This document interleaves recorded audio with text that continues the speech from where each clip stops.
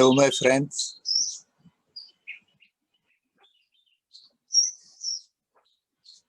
Hari Om. Hari Om. Hari Om.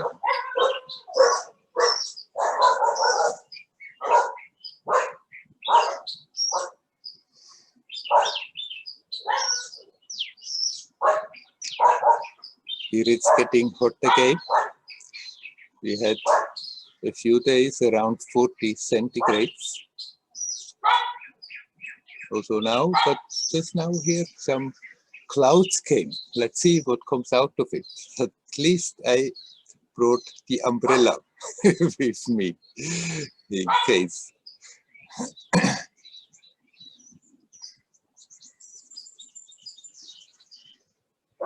Now is the weekend where people around the globe join Troy from Australia,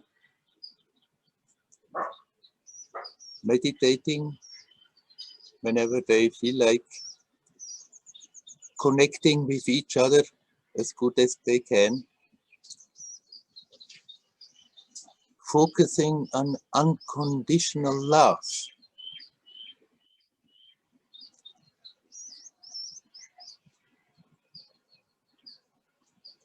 It's not that we have to try to produce artificially the emotion love. Just if we want to connect with that unconditional love, just remember everything is connected. And we can feel, open up to the feeling of being connected.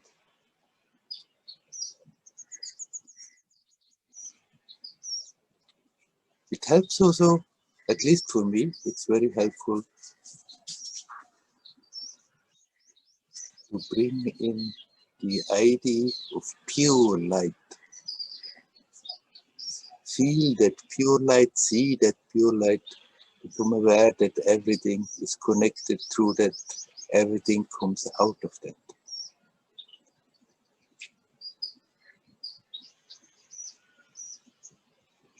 So let's give it a minute before we talk more, to just as good as we can connect with each other, connect with those people who are participating in that weekend of meditation with Troy,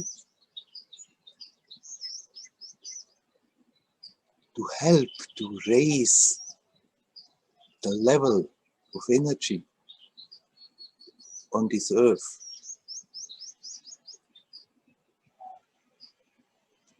Just be here now and relax. And in that relaxation, open to the fact that everything is connected. This is the real love. We don't have to make an emotional story about it. And even if we cannot directly feel it, we can open up to that. Just, there are no boundaries. Everything is connected. Everything is the manifestation, the expression of the same divinity. We are all one, essentially, and in that oneness there is that beautiful multiplicity.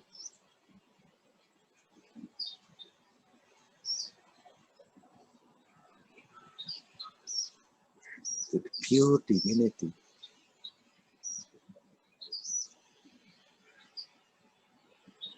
With its primordial expression of pure light. Not a light that is the opposite of darkness, but pure light, light where there can be no darkness.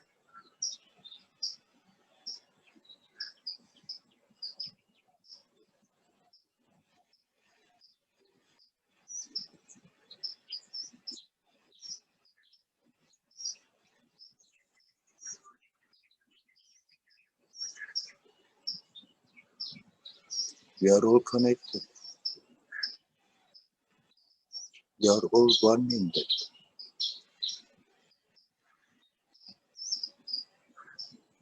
Expressing that divine beauty in so many different ways. Essentially, we are all one.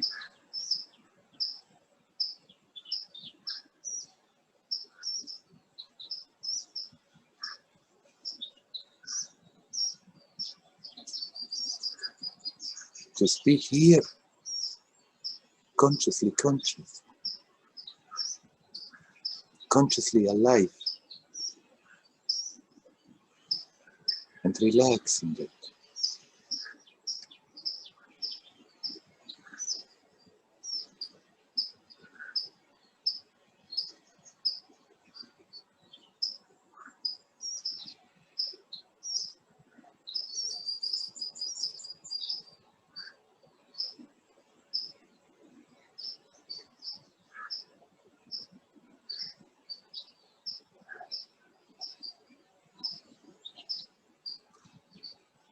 Roy has inspired people around the world in this weekend to join this meditation. It gives a boost. It helps to actively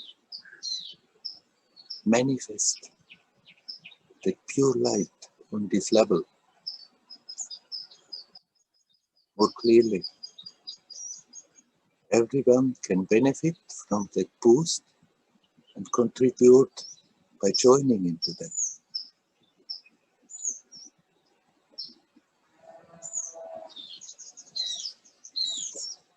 We are all connected.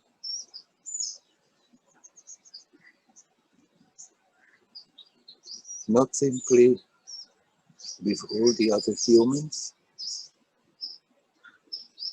with all the other living beings, with everything that is manifesting, that is appearing in this manifestation.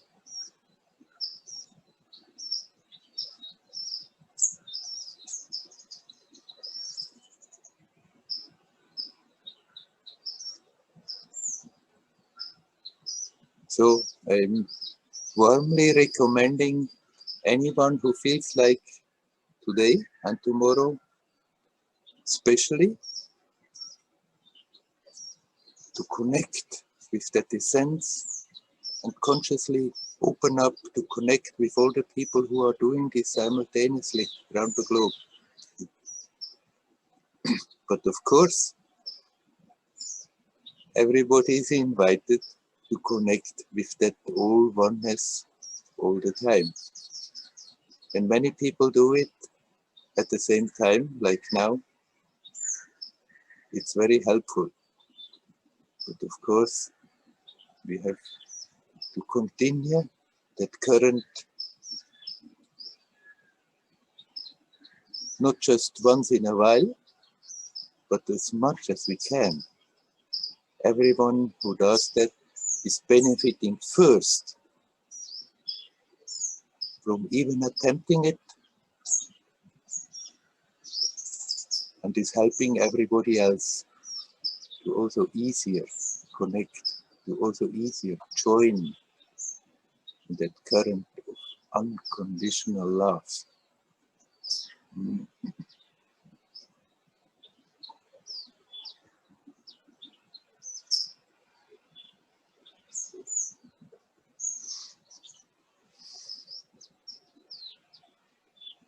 All right, we are, in spite of that, going to do our satsang as usual.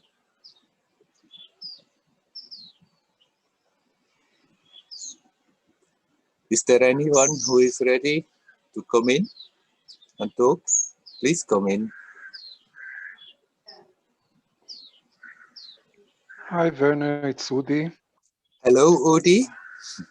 I want to continue with what you've said, that we are all connected, and hear what you have to say about freedom. Freedom. I had the freedom. Yeah. I have the feeling and the knowledge that is always here. And in this place of freedom, all of us can meet in the same sense of relaxation. Mhm. But during my daily life, it seemed from time to time that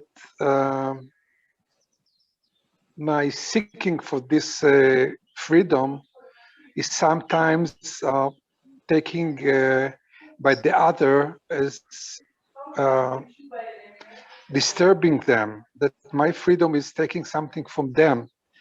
And it's bothering me because I have deep sense that it exists and it's belong to all of us, Yes. but conflict with the other is very bothering. Yeah. Of course, people may have all kinds of ideas what we should and should not do. And if we are not living up to their expectations, then they may not always be happy about it. But if you really connect with your essence, actually, then you are doing the best, not only for yourself, but for everybody else you come in contact with, even if they don't know it, and even if they superficially are not happy with how you are behaving. So when this feeling come, then don't worry about them. Don't give way to them. But if you are sure within yourself that you really purely connect as good as you can, or open up as good as you can with the essence, then automatically you will be at peace with yourself. And that is the best that you can do for the others also. As long as we are in tensions, as long as we are creating all these mental contradictions, then we are also radiating that energy, and it gives something very unfavorable out for the others. But the more you find peace within yourself, the more something beautiful flows through you. And other people may not be happy about your actions, but still they're benefiting from what you are doing. Then the mind comes, but uh, sometimes it may disturb them if I do that, and we may feel not so happy about it, but it's still the old personality that actually simultaneously also wants to have a favorable feedback from the surroundings. It's more pleasant if people are happy with ourselves than when they are not happy with ourselves. But even if they are happy with you, if you are not happy with yourself, that positive feedback is very superficial and you cannot really rely on that. But if you find peace within yourself, then it doesn't really matter how much positive feedback comes from outside. So if you want to have a guidance where is the right way, then make sure that you are okay with yourself, how you are behaving, what you are doing. But connecting with that essence does not necessarily mean that we have to become always inactive. It helps if we sometimes stop for a moment and just do nothing else. But also then during the active, we can keep activity, we can keep the awareness of connecting. And then you can do externally your duty with your fellow humans and still connect with that which connects everything, that which is the essence of everything. But then we have the tendency to lose it, and if then once in a while you take a little pause, stop, and connect more intensely, then never mind whether people around are too happy about it or not. So this feeling or this connection with the other without boundaries is a kind of manifestation of this endless freedom that I'm hoping that is truly there. Freedom is an idea we have in the mind. As long as we are having the idea of bondage, we have the idea of freedom. When you connect with that, the idea of bondage, and so the idea of freedom doesn't come. As long as we think I'm unfree, then we're looking for freedom. But if you simply are at ease, at peace, then the idea that you are in bondage does not come. And then the idea that you should find that freedom also doesn't come. It simply is. But you, I mean, you can indicate it, yes. That is that freedom of being what you really are. Now, on a personal level, of course, when we are with other people, we have to somehow adjust. We cannot live together in a family, in a society, without adjusting a lot. That there are the personal desires, and too often we have to adjust to the common good. But that does not really impede that inner freedom. The freedom is more whether we are just letting the attention completely absorbed and getting worried about all kinds of things, or whether we turning the attention back to the source, to that aspect which is not affected. And the more you are get rooted in that aspect, the more you are free. The idea of being not free, or I have to liberate myself, is not present. It's very true. I mean, freedom doesn't mean that we as a person can always do exactly whatever I want in this moment. It's as long as we are living all alone somewhere, then we can do that. As soon as there are two persons there, it's not more possible. If we live in a society, invariably, somehow we have to adjust. And there is nothing wrong. As long as we are not losing that self-connection, that self-confidence, as long as we are at ease and peace with ourselves, then adjusting outside, that often we cannot exactly do at that moment what springs in my mind would be nice to do, but we have to somehow move. But then we have the freedom to still connect with that which is not affected. And that's the real freedom. Thank you so much. You are most welcome. Hari Om. Hari Hari Om. Om.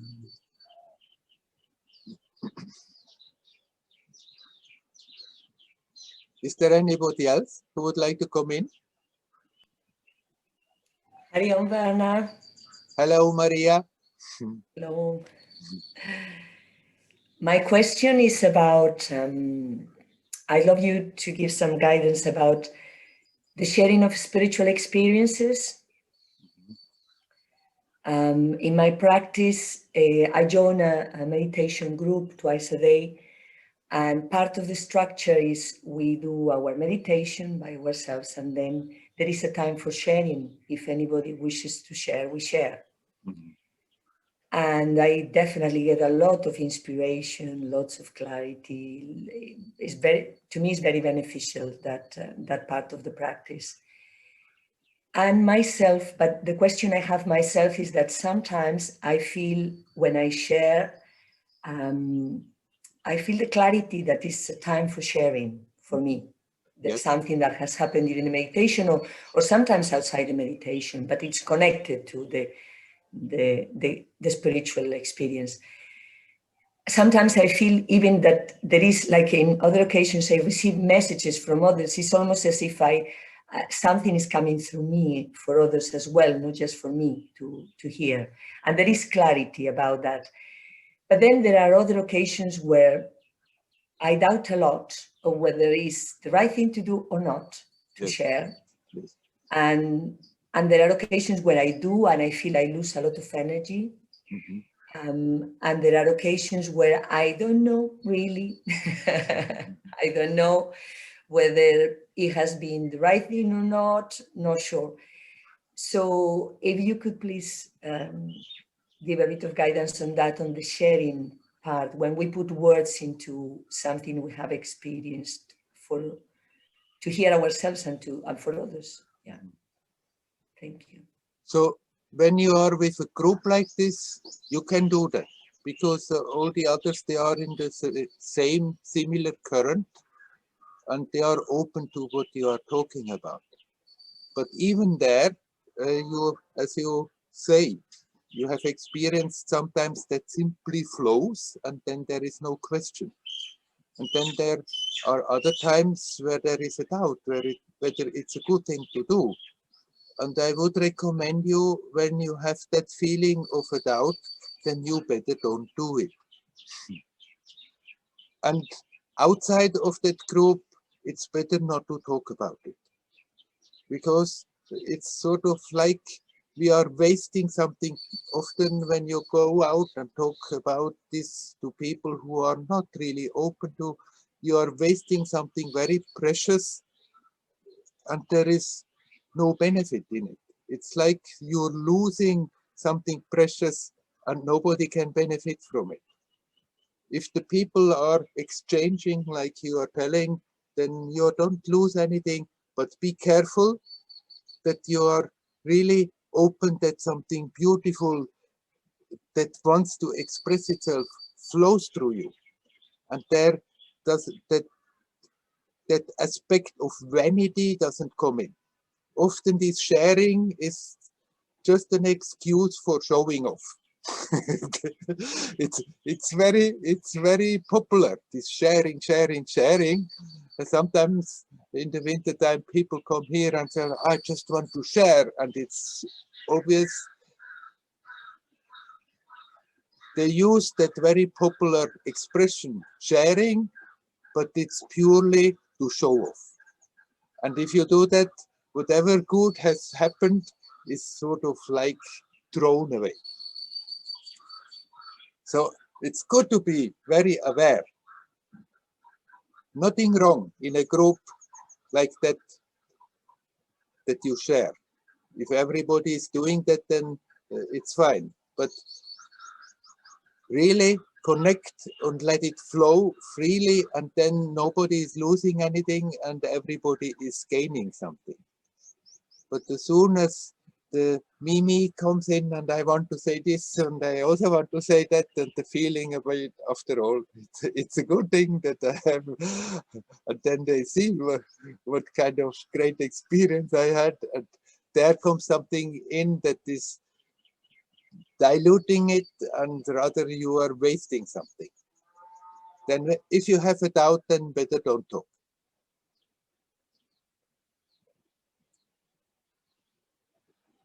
And especially outside of the group, be very conservative how you talk about your experiences, because most of the time it doesn't bring much, but it's like there is something precious there from when you had a nice experience, and just the memory of it still inspires you to open up. And if we throw it away, talking to people about it who think it's a bit nutty what this woman is talking about, then it's like that preciousness can disappear. Thank you.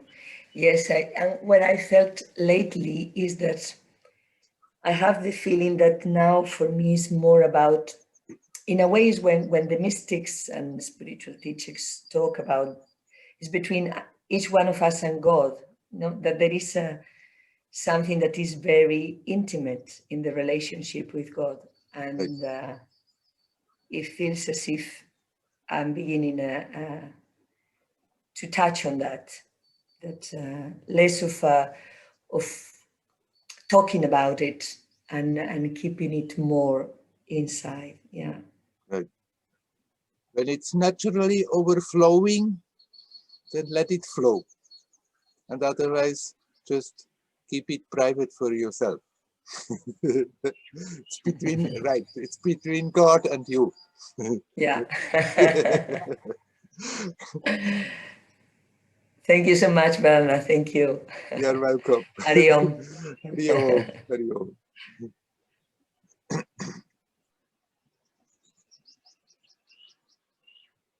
Is there anybody else who would like to come?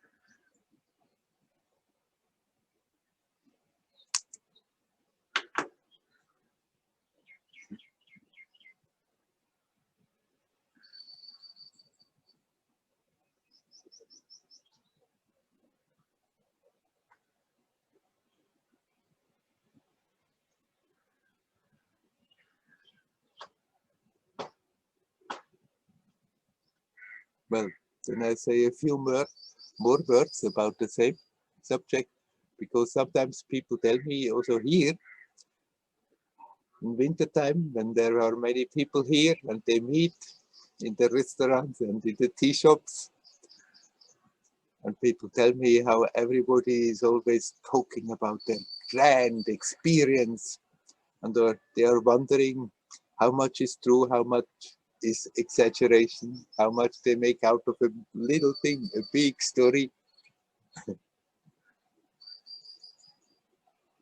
And as a rule of thumb, it's better not to talk about if somebody experiences something special.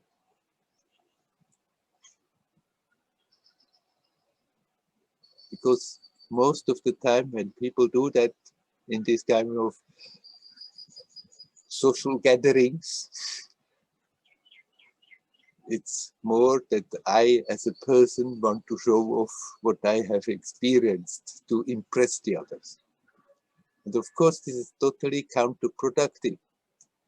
What we are looking for is that which is there prior to the person, not somehow trying to give a more and more spiritual color to the personality so that everybody else could admire that.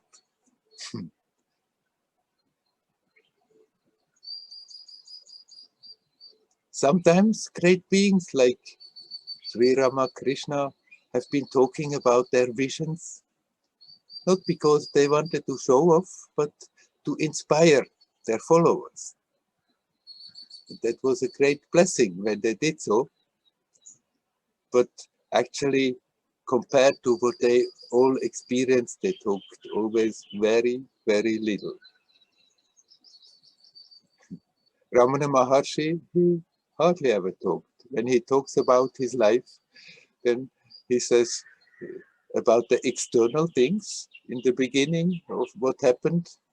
He talked about his death experience and what immediately after that started to happen.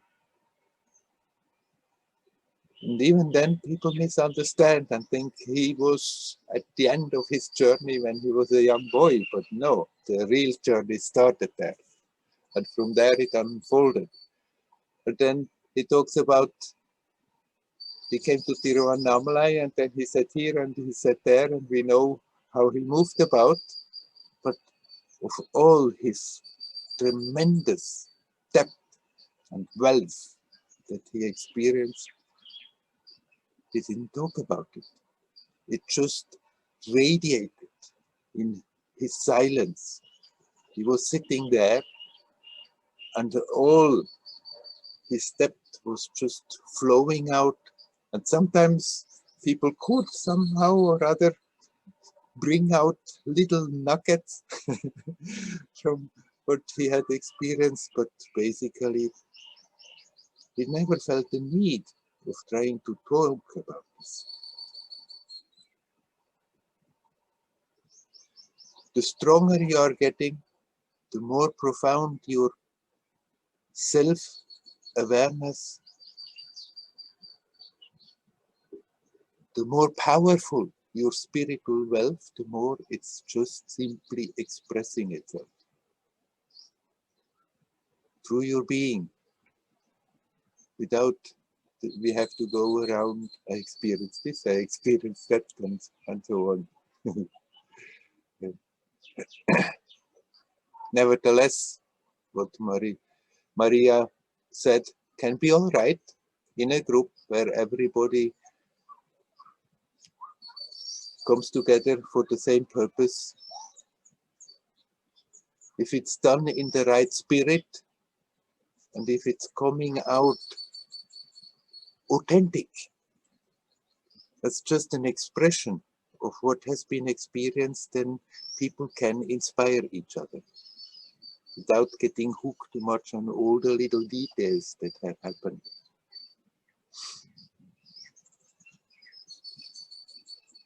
What matters most is that that connection with the self becomes conscious, more conscious, and yet more conscious.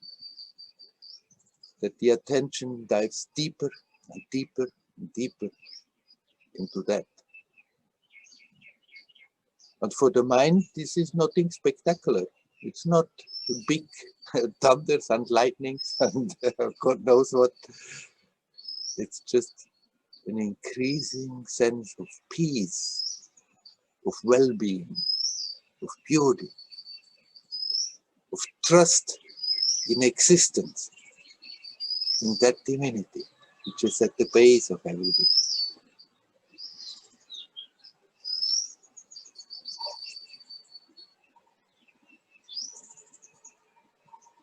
Okay, I stop talking now. Anybody want to come in? Please come.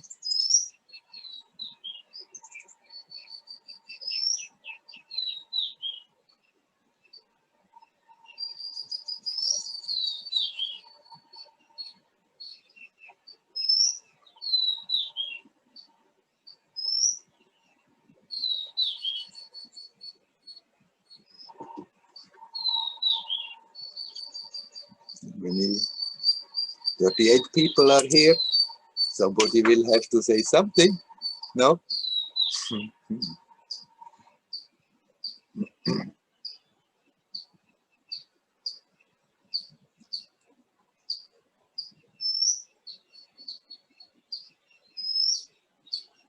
I don't really want to give lectures here, that I just talk and talk and talk and talk. Hello, Werner. Hello. It's Helen. Hello, Helen. Hello. Yeah, it's coming back. The connectivity.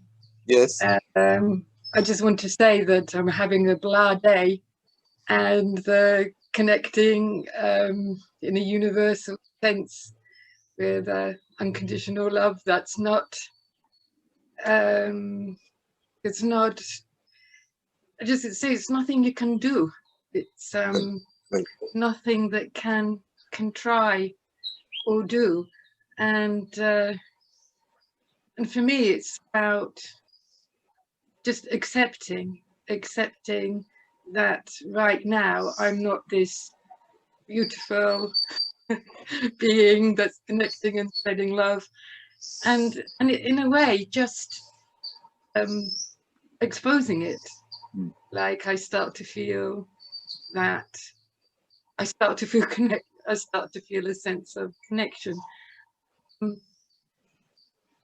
But what I was actually going to ask today was, could you speak about truth? That's coming to me really strongly. Nothing about, well, truth can't be actually expressed. It can only be, it is not this, it is not that. It can't be, and yet I feel kind of obsessed at the moment with truth. Thinking about truth.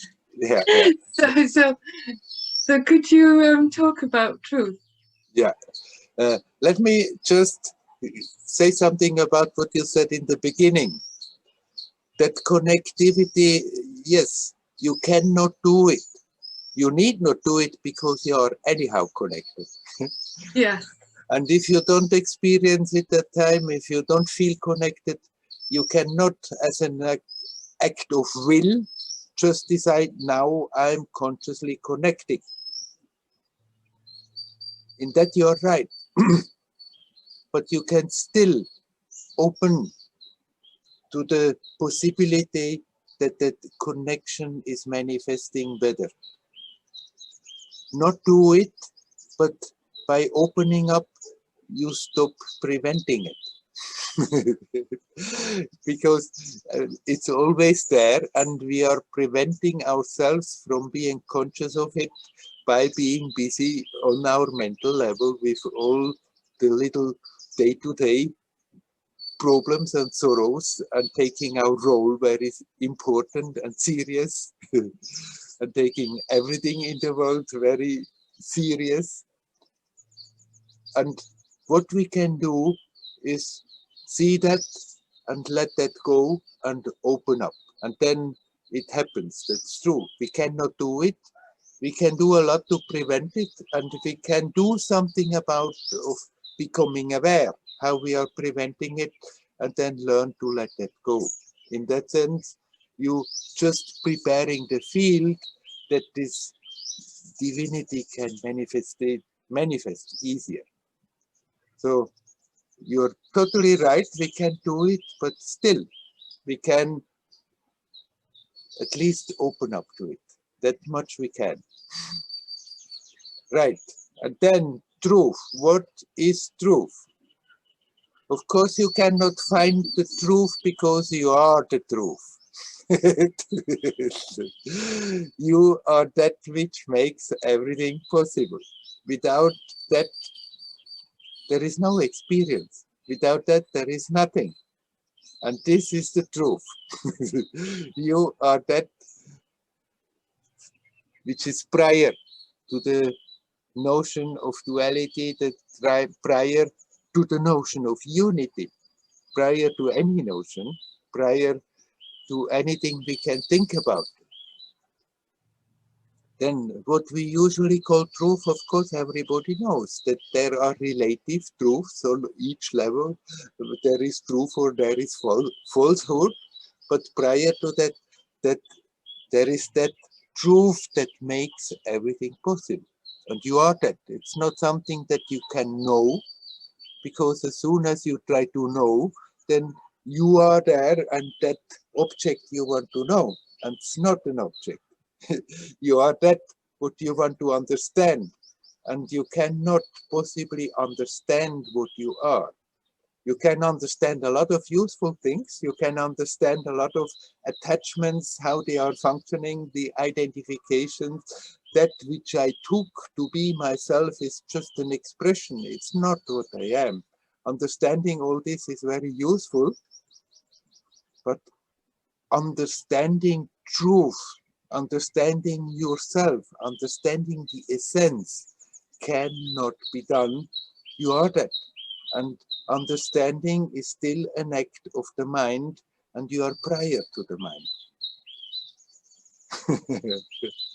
As long as you are understanding, you are standing under. And you have to come right to the middle of it, to the center of it. The English word is very good, understanding. And as long as you are understanding truth, then what you are understanding is a pointer. And sometimes these pointers, the understanding these pointers may be very useful for the mind to detach from other attachments and look in the right direction. But there comes the moment we just have to keep quiet. And there's no way of knowing the truth in that sense, but you can become consciously aware. Oh, that's it. And there is no definition anymore. As soon as we define, then either we try to understand, or that definition is just in order to give a pointer. Many teachers give them definitions, and it's coming out from something which is prior to that definition, but they still do so in order to inspire people to look in the right direction. And people have then the tendency to make the mistake of thinking, oh, now I got it. This teacher said like this, Ramana said like this, so that's the truth. Buddha said like this, that's the truth. Buddha and Ramana, and however glorious the teacher is, they can only point in the right direction. truth cannot be put in words. As Sri Rama Krishna said, he had the knack of saying things in such simple words, the most profound things in such day-to-day common words. Sri Ramakrishna said, truth has never been spoiled by the human mouth.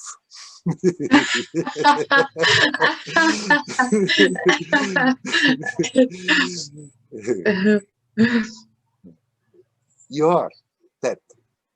That is the primordial truth. And all the other truths that come out of that are relative truths, are pointers in the right direction.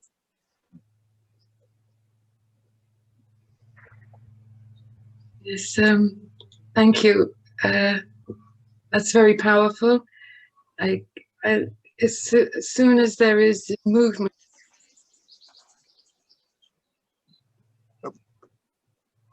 The last part I didn't hear. Somehow the sound went off. As soon as there is a movement to define, then it's gone. Then it is an object. Right. Objectification happens.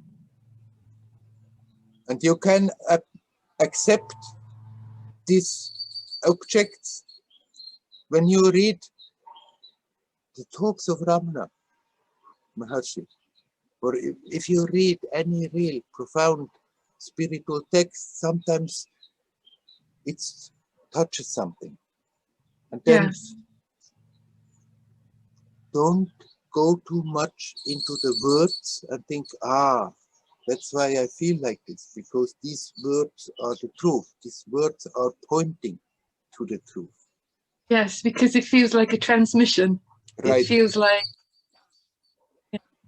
And then when we open the heart to the space where the teaching is coming from, then teaching makes sense. Then teaching can be helpful.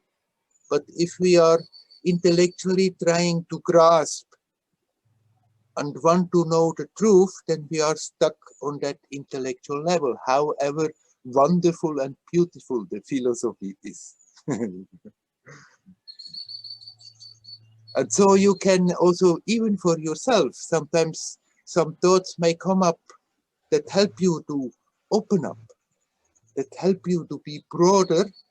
Then don't try to retain them and think I need to somehow record these wonderful thoughts because they are the truth, that I can after that repeat them also to others or to myself again. But you can accept that, okay, these thoughts for the time being were just the right pointer to bring the attention back to the source. It's not so much thoughts that come. I mean, there is like a sense when I read something or hear something Yes. about truth, it feels like suddenly it is like a transmission. But then there is actually no thinking. It feels like, I don't know how to say it, like a download or something. There are no thoughts. It's just like there's a sense of a knowing or something is happening. It's like energized, like and I don't even want to think. It's like something is occurring beyond my, I don't know, beyond thinking. Right. And it's like being stunned, really. Something is happening. And right. And I feel it's maybe the point where definition starts to put it in a box. Definition fade, and then you just stay with that. Consciously conscious, consciously alive, without starting to try to put it into words. And that is the truth.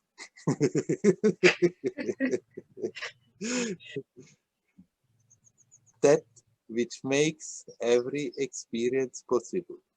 That which makes every thought possible. That which makes every emotion, every action, every sensation, everything possible. unnameable, unconceivable, and yet so totally familiar.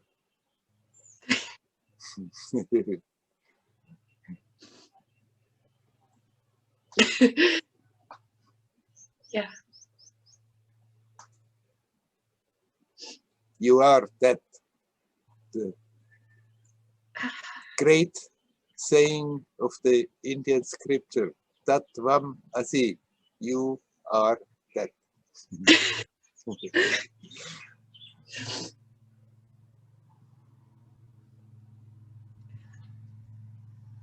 I think we better stop talking for today. Hari Om, Werner. Hari Om. Hari Om.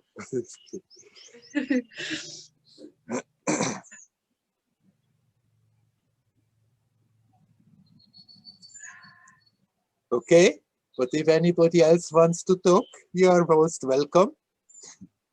In spite of me telling that you cannot express truth in words, when there are mental issues, when there are some issues that create doubts, often talking about them helps to see through them in order to be capable to let them go and go deeper.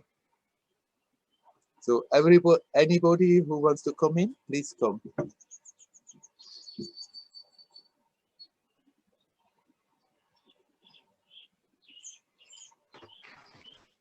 Hello, Werner. Hari Om.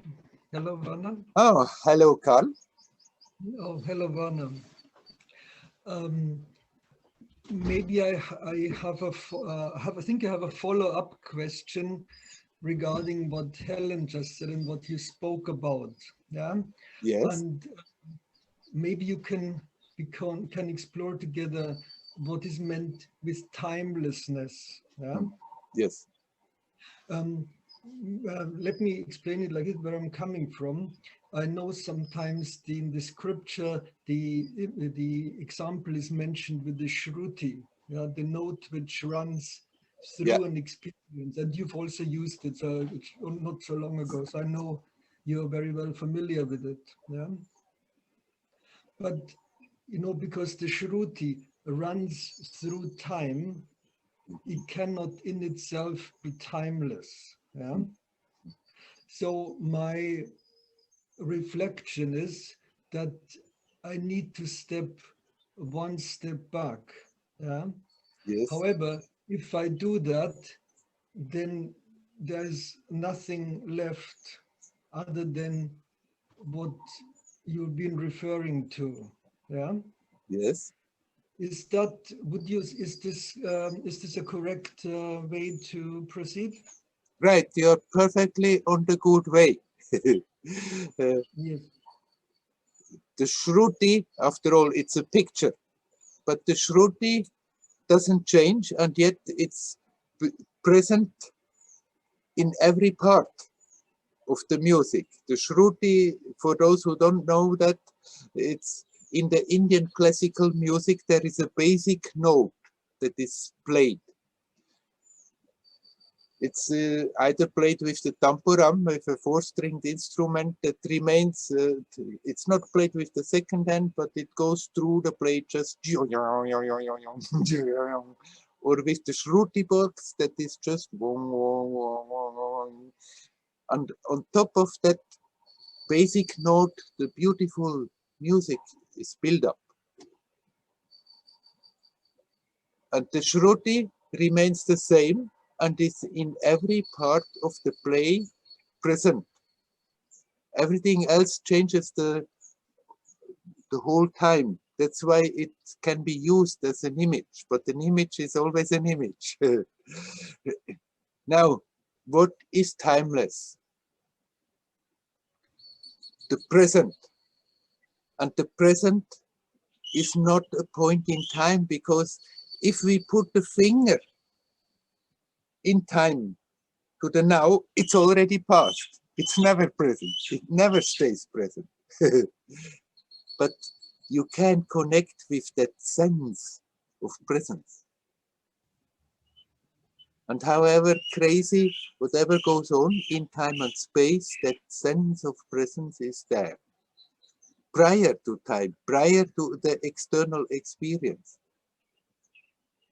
It's not definable because it's again that truth we have been talking about with Helen that cannot be expressed, and yet we can consciously bring the attention back because it's always there. You are that is first, and then out of that the possibility for all the other experiences emerge. That sense of presence that we are touching when we say I. First, without a thought, when you say I, immediately your attention touches something so totally familiar, and yet you cannot put a handle on it. You cannot say it's like this or like that. And then we start to think about it, and we start to think about me and the story, and then I know so many things. But prior to that, there is just that sense of presence. And if you look back in your life story, in your memories, then you remember Carl 10 years younger, and 20 years younger, and 30 years younger, and as a little boy. And in all that story, this image of Carl changed continuously. The body changed, the mind changed, the intellect changed, the relationship changed, the feelings changed, everything changed all the time. But in all those times, you can remember when you said, "I." There is that something which is not changing throughout that whole story, which you cannot say that you know it because you cannot define it, but you cannot say you don't know it because it's the most familiar. That is timeless. It's prior to time, that sense of presence. Out of that, the whole experience emerges, including the current of time and space.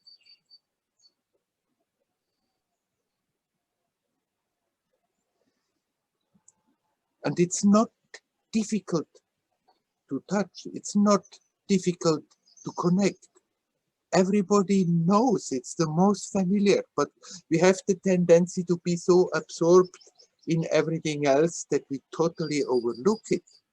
But prior to that, that sense of presence, that which you are touching, when you say I, without starting a definition, without words, without thoughts, but just I. Immediately that familiar sense of presence is there. You cannot, nobody can possibly deny it because it's there, and we know it best by being it, not by defining it. This is timeless. It's prior to time. The experience of time and space emerges out of that sense of presence. The I'm experiencing as a person is just a reflection from that. And we have the tendency to totally identify with that reflection. But still, everybody, every now and then, dives in the subconscious, in the consciousness prior to the mental conscious, and draws the life, the nourishment, the beauty out of that. But it's so fleeting and so not spectacular that we completely overlook it.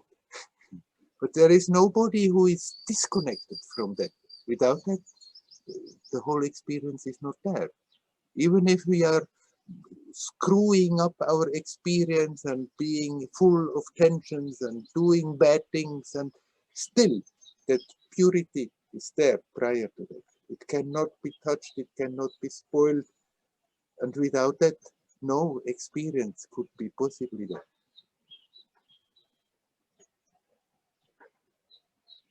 So it's more than the Shruti.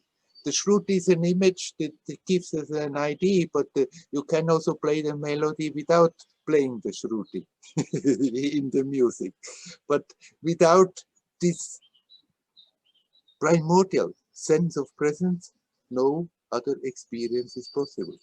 It's first.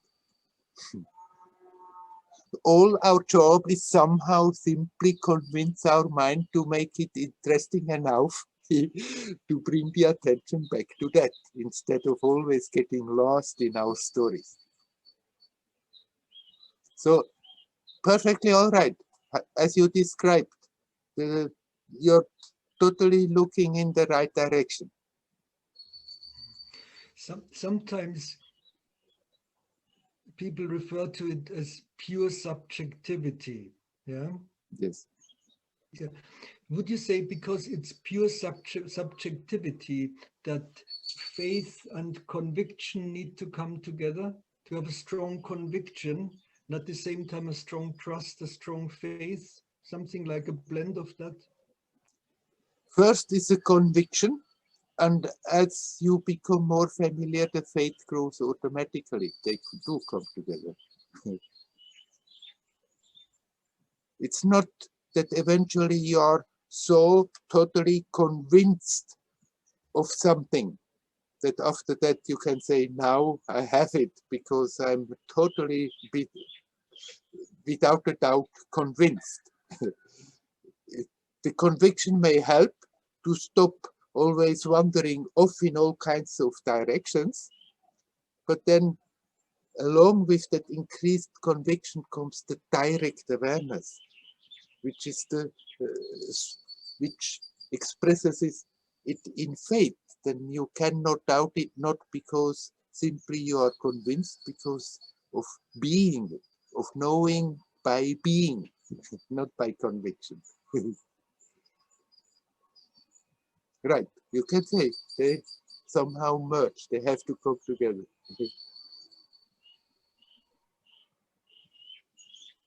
Very good. Thank you so much. Yeah. You're welcome. One thing as an add-on from what because when you spoke before of the understanding, yeah. Yes. I've read a book of some books by a Danish man called Shunyata who lived many years in India, Right. and he always called it the inner standing, not the understanding, the inner standing. Right. Because Right. to understand. Right. The English word is very good. What we are calling understanding is sort of you're standing under something and get a grasp on it. And Shunyata's expression of inner standing is more to the point. Yeah. He used to be here with Ramana, Shunyata. That's Right. right. So you also know him. Well, long ago, once I read the book about it. Yes. Yeah, Right. yeah. But he was a very beautiful being. He was, yeah. Right. Thank you, Werner. You are most welcome. Hari Om, Hari Om.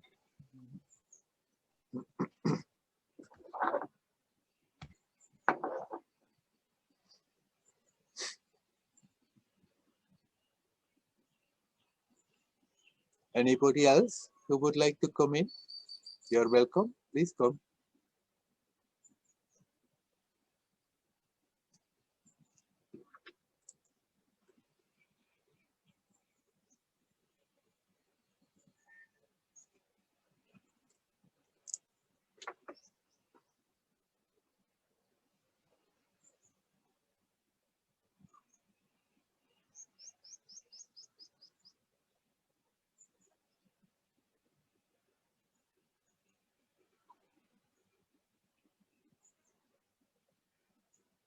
We are all looking for something. Everybody in this world looks for something that is fulfilling, that finally does the trick, that I'm perfectly happy. Why is that? That everybody consciously or unconsciously is doing that. No matter what direction one looks, it's always with that basic idea, If I'm going down that alley, it makes me happy.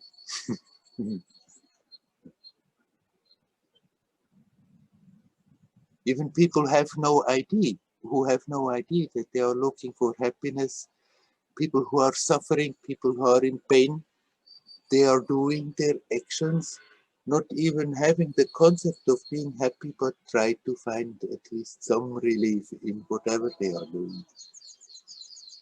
Why? Because deep down, everybody knows it's natural. Our natural state is joyous. Our natural state is complete. Not in the sense that it's complete, that there is nothing beyond, but there is a total sense of completion there.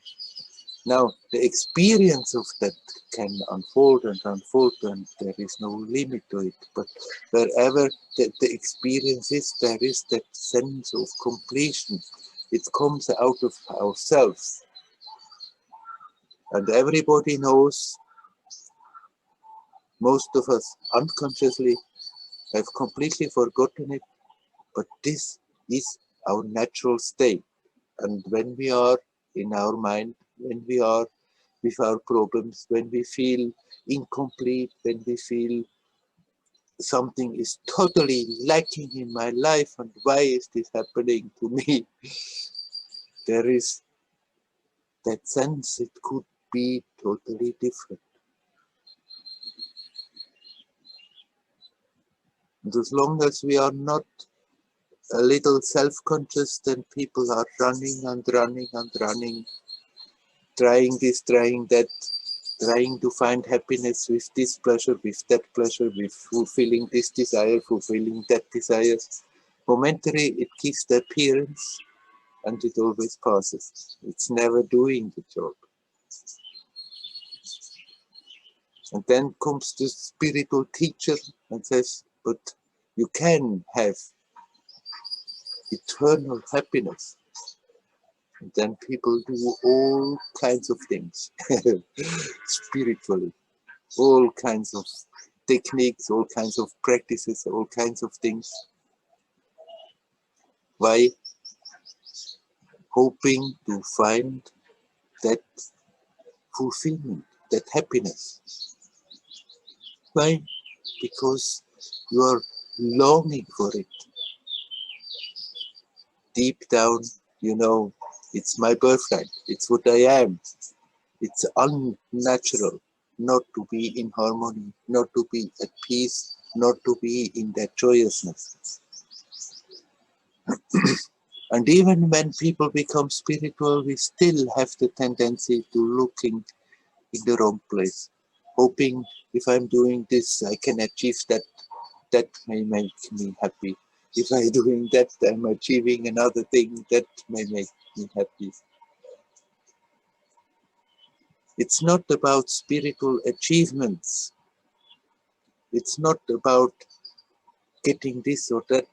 It's somehow the spiritual practice makes us more conscious, and in that increased consciousness, we start to have more of a sense that that which we are looking for is not a goal that we reach at the end of a path after a long journey, but it's here, it's now, it's timeless, it's that which makes the experience possible.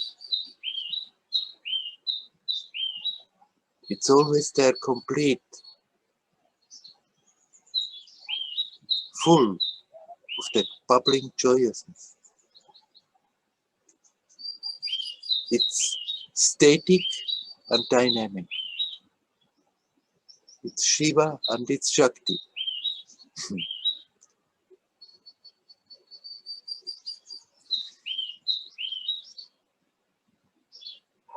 All we have to do is to come home.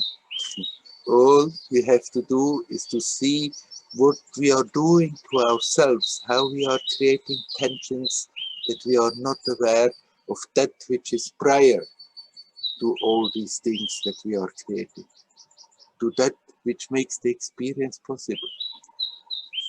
All the spiritual practices have that goal to be a help to bring the attention back home to that essence, that which is not blemished, that which is not spoiled, that which is in its own fantastic beauty and purity, always there.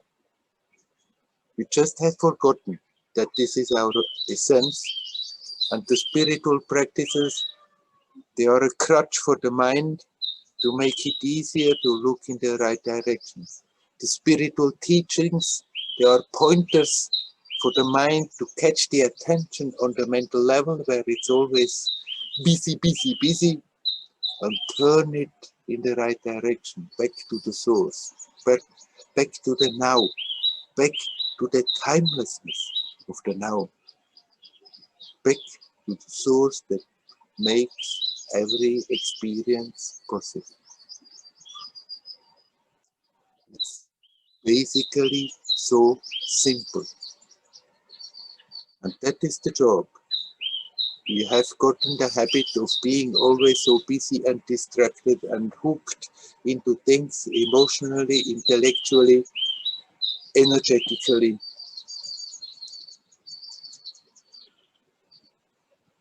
That we have to become aware what is going on, that we are doing that all the time. Stop blaming the universe, stop blaming the other people, stop blaming our upbringing, stop blaming our childhood, our parents, our teachers, stop blaming anything, but see, okay, all these external circumstances have contributed that I started to function this way, that I'm doing this all the time, but I'm doing this to myself.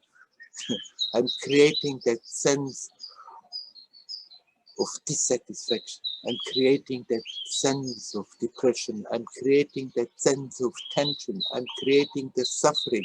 And I'm recreating and recreating and recreating. And if I want to get rid of it, I just have to learn to be attentive and see what I'm doing, see what is happening, and then learn not to do that anymore. Our spiritual practices help us to do so, but that's the point of it. You may read all kinds of fantastic stories that one have through the spiritual practice experienced this and experienced that. This is very nice, nothing wrong with it. It may be inspiring to continue, and the subtler, the more profound the experience becomes, the more the experience itself is a pointer in the right direction, but it's not that we have to chase after experiences, but bring the attention back to that which makes the experiences possible, no matter whether it's the most profound spiritual experience or it's a very mundane common experience. It's not even difficult, but it has to be done. There's no point in just saying, okay, I'm already dead, so then there's nothing to do. As long as we, out of habit, create and recreate and create over and over the situations where we are invariably creating suffering for ourselves, for others, creating the tensions, then there needs to be done something about it. If we want to find peace, if we want to be free, if we want to be naturally joyous. And the different practices, they make it easier to be more conscious of what is going on. If the mind is very restless, if we are full in the tensions, it's not easy to abstractly, to simply drop the attachment. It's much easier to redirect the attention to a spiritual practice. But then it's good to remember this practice is a help. It's a crutch for the mind. It's not the goal in itself. It's not that we have to learn a technique and become better and better, become an adept in the technique, that finally we can achieve spiritual glory somewhere.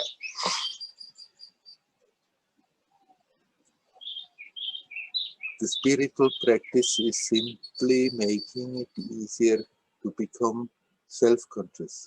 Now, bring the attention easier to the timelessness of the present. The more we bring the attention here, the more we learn to relax in it. The more natural this is simply coming, the more easy it comes. And eventually your attention may just dive so deep into that we are not more losing it.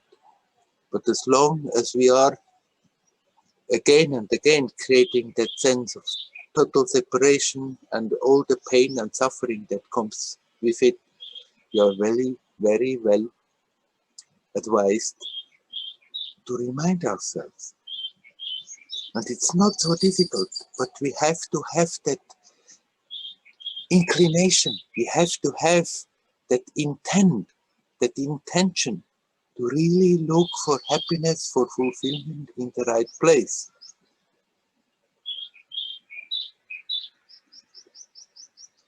For that we can find inspiration in the teaching of great masters. For that these teachings are very useful. But the teachings never define that truth. We are that truth, we never have been apart from that truth. It's not that we fell out of it and have to struggle back. It is here, it is now, it's that which makes the experience possible.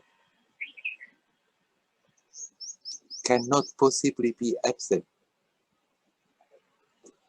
If that interest is there, it's not even difficult.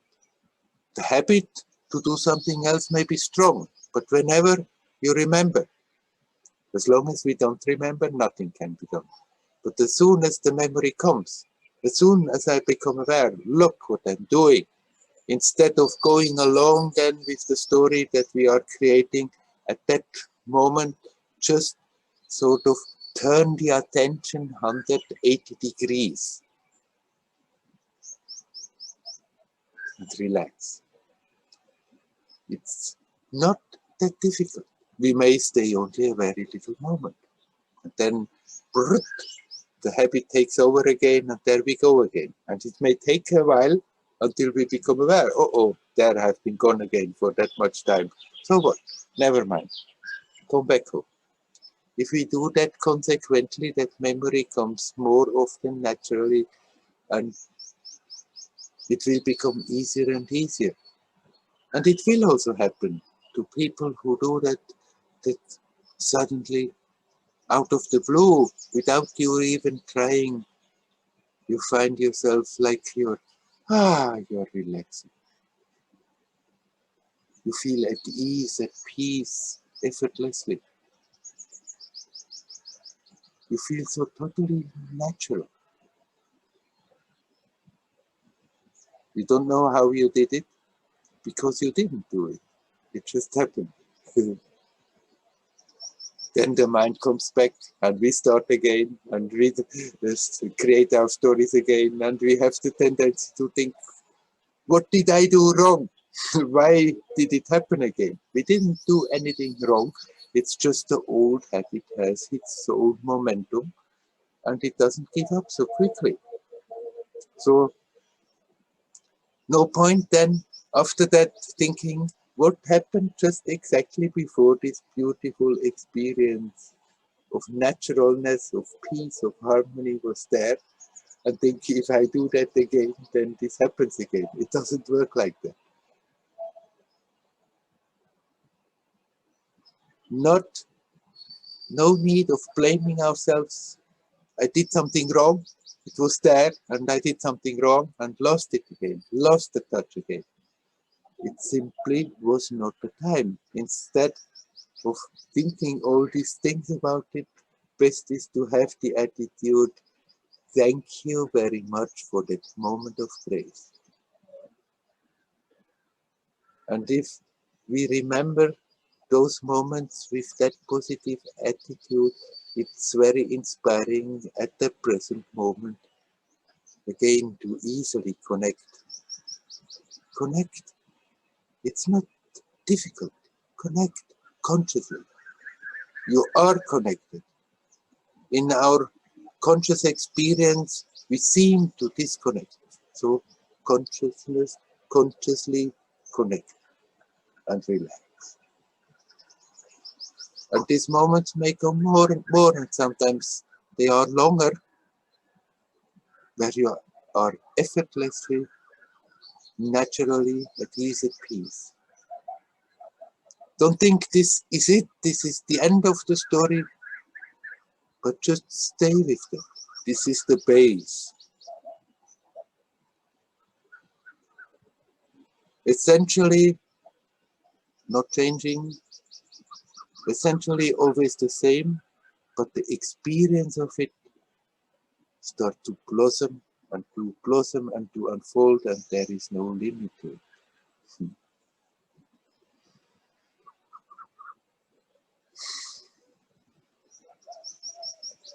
Hello, my friends. Is there anyone who wants to come in?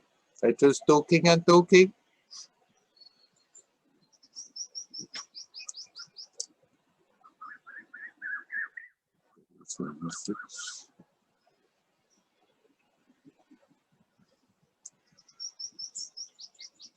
Thank you for the acknowledgement.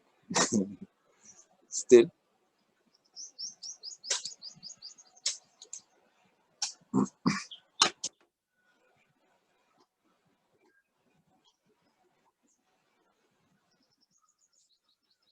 If anybody wants to come in, you're welcome.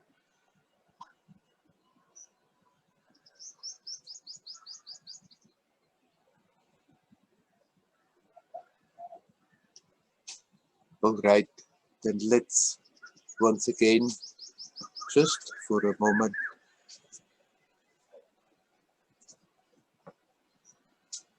do again like in the beginning. Remember that Troy has organized this meditation around the world.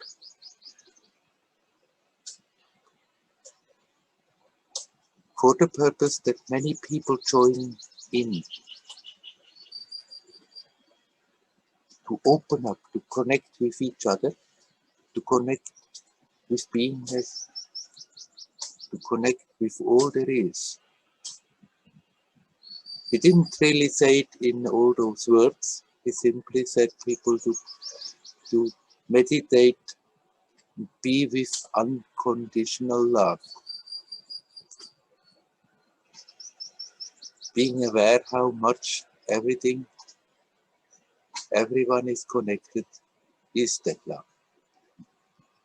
So let's open up to that again for a moment, as good as we can. As Helen said, we cannot do it. Nothing needs to be done. Just come back home to the timelessness of the now. And relax. And in that relaxation, we just can open up to the awareness, to the effect, to the fact that there are no barriers.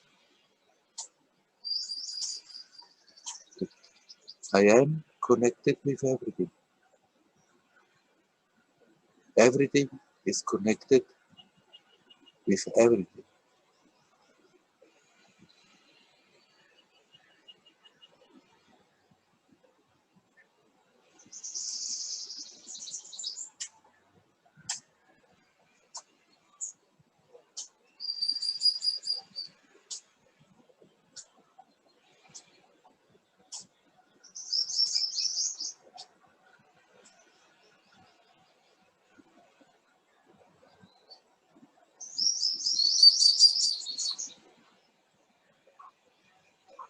It's not something new we have to create. It is there.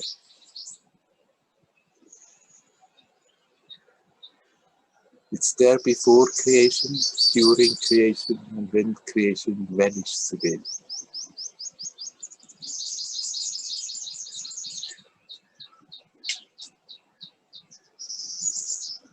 It's there whether someone is aware of it or not.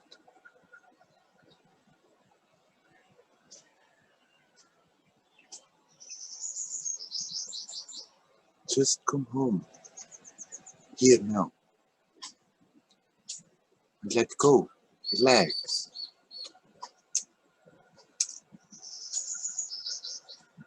Relax your body, relax energetically. And the mental, intellectual relaxation simply follows.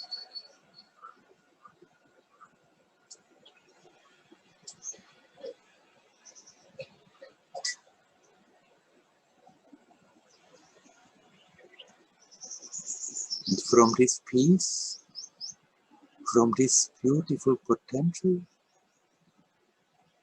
we can send an intent into the current of creation to support all those people who are meditating today and tomorrow for this purpose, to strengthen them, and by doing so, to strengthen that divine beauty who wants to manifest itself on earth, to make it easier that this light, this pure light, can express itself more and more, to make it easier for each of us to connect with it. In spite of the past, in spite of all the stories,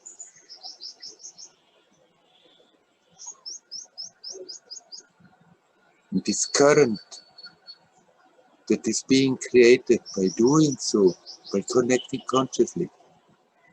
And when people do that around the globe, it helps everyone to connect easier. And even when the 2 days are past, still the boost, the effect of the boost is there, and we can connect easy until it just becomes so totally natural, so totally powerful, that old accumulated habits have not more the strength to dilute and dilute the attention. In spite of playing the role in this world, going about our daily business, that there is that awareness. All is connected, there is no separation. All is a beautiful game, divine game. All is a beautiful manifestation of that one divinity.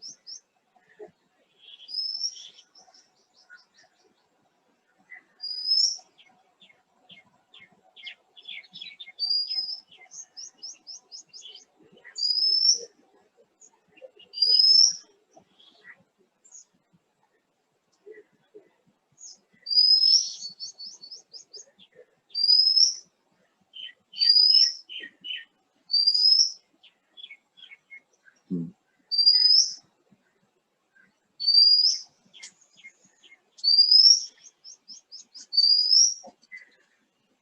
And then, when we bring the attention again more to this day-to-day reality, this day-to-day activity, still that awareness can remain with us.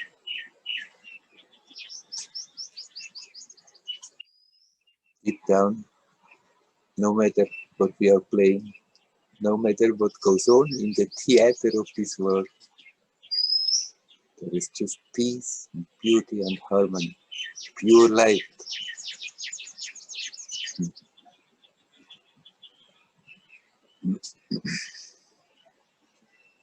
Hari Om. Hari Om. Hari Om.